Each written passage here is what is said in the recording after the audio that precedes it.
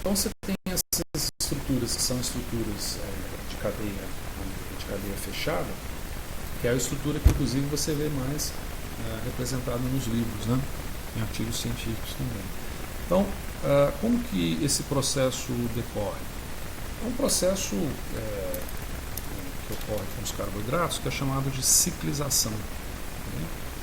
É chamado de ciclização. E eu vou abreviar aqui como CHO, como sendo carboidrato, tá? Eu costumo abreviar aminoácido com A maiúsculo, né? E carboidrato eu costumo colocar CHO. Mas é só para escrever tá bem? Então, no processo de ciclização de carboidrato, o que ocorre a gente começa aqui com um carboidrato, como por exemplo, pode colocar uma glicose, né? Então você tem um carbono, vou fazer ele até aqui, ó, CH2OH.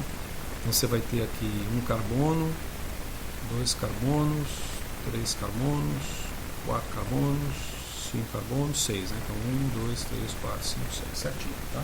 E aqui você tem as distribuições nas laterais aqui de Hs, OHs, etc. Esse tipo de representação, que é uma representação de Fischer, ele se equilibra em solução, ele se equilibra em solução com uma representação em anel fechado. Tá? Em anel fechado. Esse anel fechado pode ser colocado, então, desse jeito. Tá? É uma representação, enquanto essa daqui é chamada representação de Fischer, de anel aberto, né? De cadeia aberta, não de anel aberto, de cadeia aberta. Essa aqui é a representação de Haworth. Certo? Essa representação de cadeia aberta, ela ocorre aproximadamente entre 1 a 3%, depende do autor que você pega, em solução. O que significa que, do ponto de vista prático, aproximadamente 98% das formas de carboidratos são formas de anéis fechados. E esses anéis fechados são formados de um jeito bem interessante. Vou colocar mais ou menos aqui, ó. Você tem, por exemplo, aqui o carbono, né? Aqui a gente pode colocar um H e aqui a carbonila. Olha aqui, a carbonila. E aí você tem a estrutura mais ou menos assim, né? Mais ou menos assim. Tá? Você tem CH2OH, certo? Então, por exemplo, aqui você tem o OH, aqui você tem o H. Então, se a gente contar aqui o número de carbonos, apesar também feio essa representação, você tem 1, 2, 3, 4, 5, 6 carbonos, né? 6 carbonos. O fenômeno de ciclização ocorre numa reação química que se dá inicialmente a partir da rotação entre o quarto e o quinto carbono da estrutura na representação de Fischer, certo? Se a gente visualizar, deixa eu me puxar aqui para baixo, se a gente visualizar essa rotação, nós vamos ter mais ou menos a seguinte estrutura aqui, ó. Esse vem para cá, esse vem para cá, né? Esse vem para cá, esse aqui vem para cá. Se você imaginar que você está rotacionando, então vamos preservar aqui o H, vamos colocar aqui a carbonila, vamos deixar os carbonos aqui. Se você está rotacionando esse COH com esse OH, o que vai ocorrer aqui é que esse CH2 vai aparecer aqui em cima, mas não tão feio desse jeito, né? Bem que o desenho feio, mas não precisa ser tão feio. Ele vai aparecer aqui em cima, CH2OH. O H vai aparecer aqui embaixo, ó, você está girando a estrutura assim, tá certo? E consequentemente, ó, se a gente está posicionando, vamos dizer que esse aqui meu polegar aqui é hidroxila, tá bem? Então, se você está rotacionando isso daqui, ó, ao rotacionar, essa hidroxila vai aparecer aqui. Certo? Essa hidroxila vai aparecer aqui. Quando essa hidroxila aparece aqui nessa rotação, como ela está carregada, ela é eletronegativamente carregada, por assim dizer, isso promove um ataque nucleofílico na ligação do carbono, que é um ataque de uma ligação N-cetal.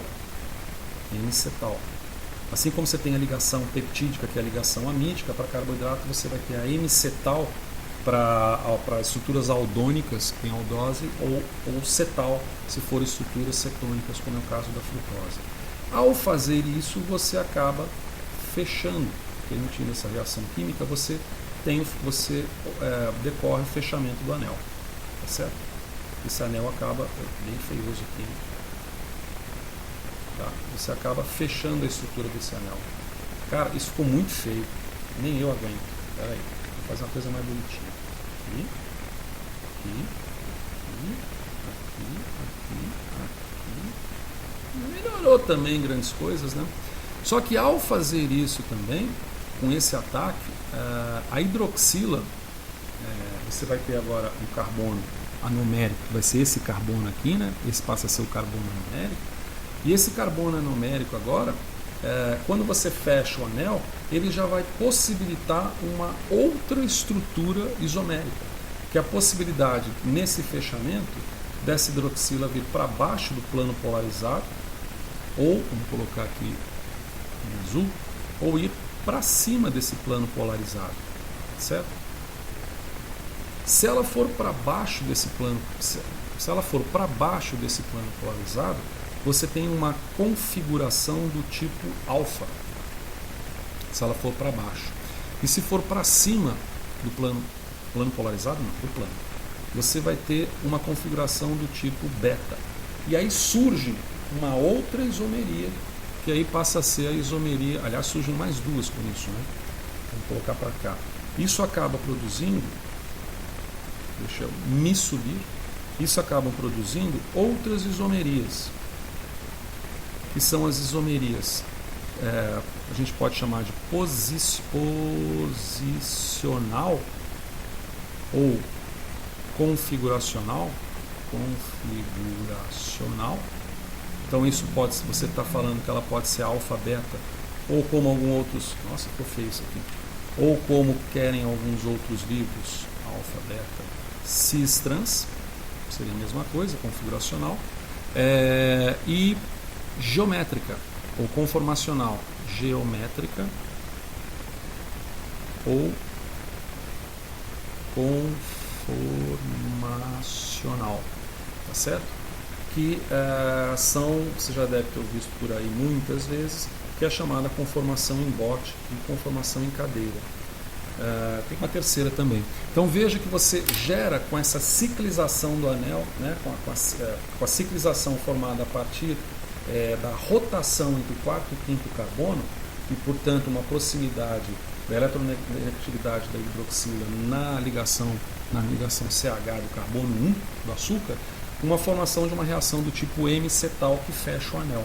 E ao fechar um anel, gera esses outros isômeros que eu vou representar para vocês numa ilustração do J-mol para ficar mais